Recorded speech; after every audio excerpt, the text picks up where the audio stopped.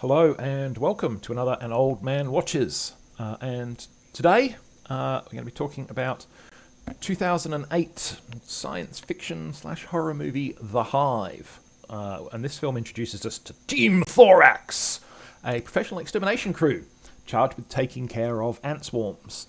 And Team Thorax have got all kinds of cool high-tech gadgetry for the job. It's not just like a guy with one of those backpack things and a squirty hose, flamethrowers and all kinds of, like pulse weapons and, they are seriously over-equipped for dealing with hives, or dealing with ants, more accurately.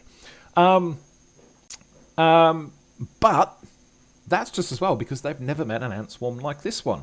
And it's not that it's huge and aggressive and deadly. It's all of those things, but, I mean, they're used to that, Army ants, they're a dangerous thing. What's different about this swarm is that it appears to act with purpose, to somehow be intelligent. Perhaps this all has something to do with the glowing rock that fell from the sky. What do you think? Well, yeah, probably.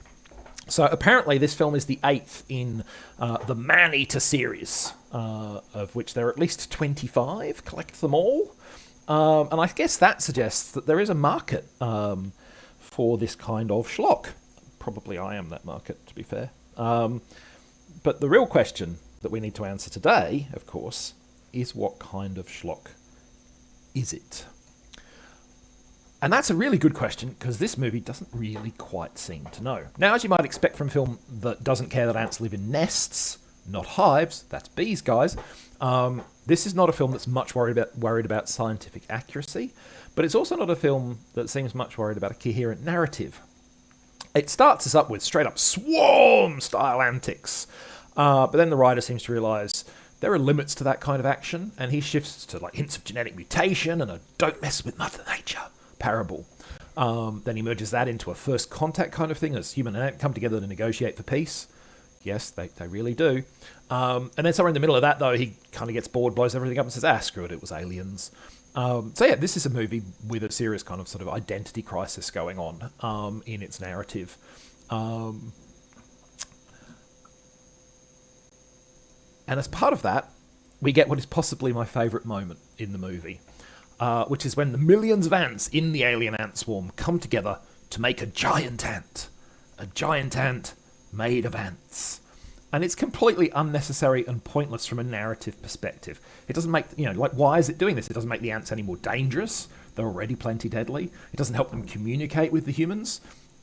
I get the feeling it's just in there because someone thought it would be cool to have the characters face off with a giant ant, and this was a really easy way to justify that happening. Otherwise, you have to explain, where did this giant ant come from? Well, this giant ant's just a giant ant made of other, ants. Makes sense, right?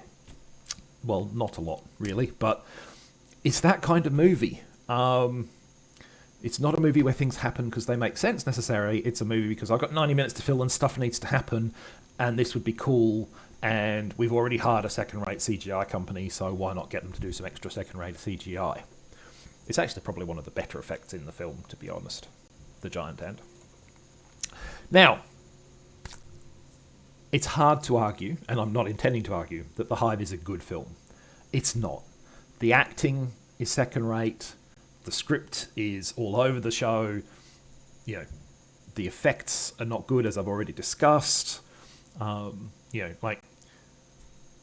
It doesn't make any sense. My own personal headcanon for this movie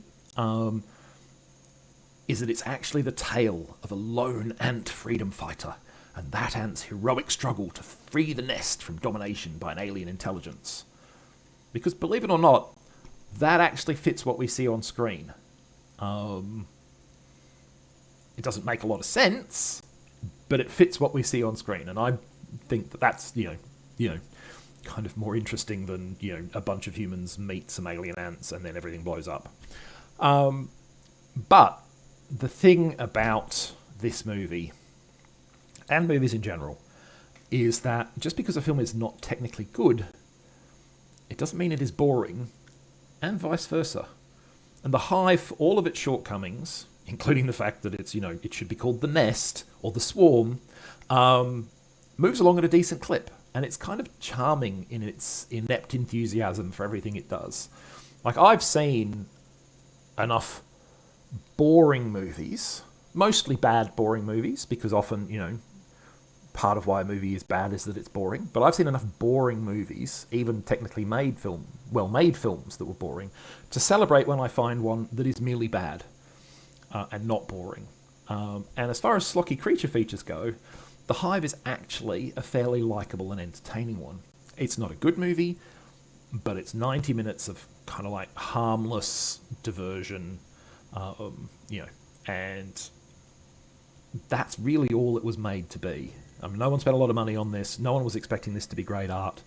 But hey, if you get out of one of these movies 90 minutes of harmless diversion, you're ahead of the game. Because trust me, I have seen some stuff where at the end of the 90 minutes, I was very much like, that is 90 minutes I'm never getting back. And that didn't happen with The Hive. So, if you're looking for a schlocky creature feature, this is not a bad one. It's not a good one, as I said, but it's not a bad one. Okay, next time, some 80s schlock. Well, Puppet Master came out in 1989.